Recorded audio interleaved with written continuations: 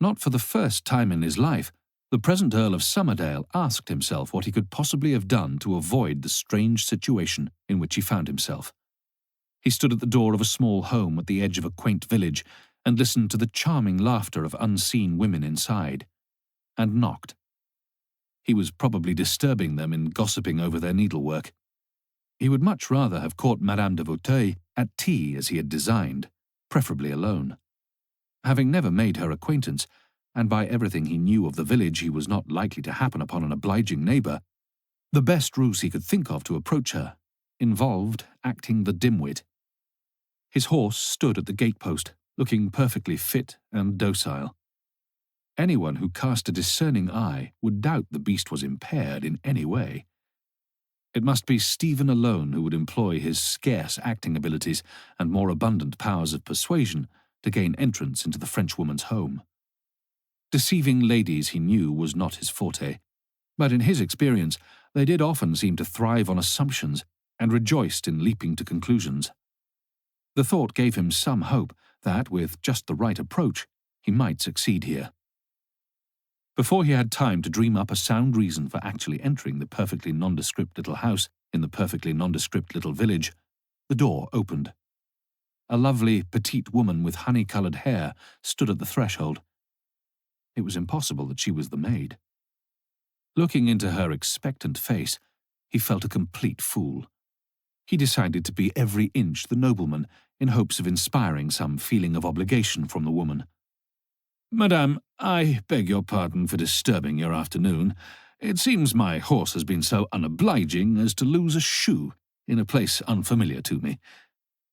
Thus did he launch into his inadequately prepared plea for aid.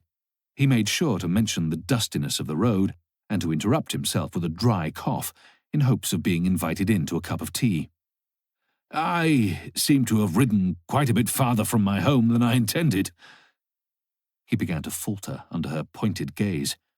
He had the most distinct impression that she knew exactly who he was, and he sensed a slight hostility whose origins he could not fathom. At the same time, she seemed to be laughing at him. It was a most uncomfortable feeling. "I thought, perhaps—" What the devil had he meant to say? Pardon me, madame, but have we been introduced?" She seemed highly amused at that, but only smiled pleasantly. "I do not believe so, sir." He should have expected her to have an accent. There seemed to be 1,000 things he should have expected at this meeting, but he never expected the strong impression that she had sized him up and summarily dismissed him at a glance. She stood there, looking at him out of those dazzling blue eyes, as if she knew precisely who he was and why he was there, and yet she took him to be a colossal joke. He found it maddening. He chose to play the haughty aristocrat, curious to see what effect it might have on her demeanour. It was easy enough to raise his brows and look down his nose at her. "Permit me to introduce myself, in that case. I am Stephen Hampton." She did not miss a beat. Beaming at him and offering her hand, she said, "A pleasure, and I am Marianne de Vauteuil, scandal of high society 4 seasons past." How she expected him to respond to that he couldn't dream. Numbly, he took her hand and made a bow over it. He instinctively felt that gaining her respect would be much easier if he stopped pretending and simply told her immediately that he'd come looking for her. Besides, he found himself amused at her brazen ownership of her scandalous reputation. Her humour was infectious. The answering smile that spread across his face was genuine.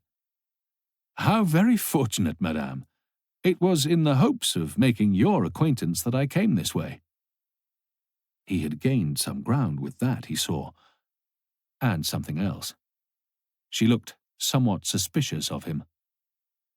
"And who told you to come looking for me, monsieur?" she inquired politely, though nervously. Suddenly realizing how it must sound to a fallen woman to hear that a man was seeking her out, he hastened to explain, "I came of my own accord, I assure you. I had hoped to see how you were. I counted the late Mr. Shipley as a friend, you see." That appeared to reassure her somewhat. "I was aware of his very great affection for you. His loss was a tragedy." A sweet, wistful sadness came over her face. Shipley, he had recently been reminded, had been her lover. The story of their affair had been the talk of London 4 years ago, and was still told, he was sure, to young girls at their coming out. A more effective cautionary tale against giving in to fleshly temptations was hard to come by. Shipley had died of a terrible fever quite suddenly, before they could marry, and this lovely woman, who couldn't be above 28 years old, had been left pregnant, disgraced, and alone, with no legal claim for herself or her child. She had miscarried, he understood, shortly after Shipley's death. His family of unrepentant snobs had never approved of her, but it seemed she had some means of income. Undoubtedly she'd come to England because of the war in France. Why she would choose to live out her days in Bartle-on-the-Glen was a mystery to him, until he noticed how her smile had become almost forced, an effort. Perhaps she had had enough of living in society.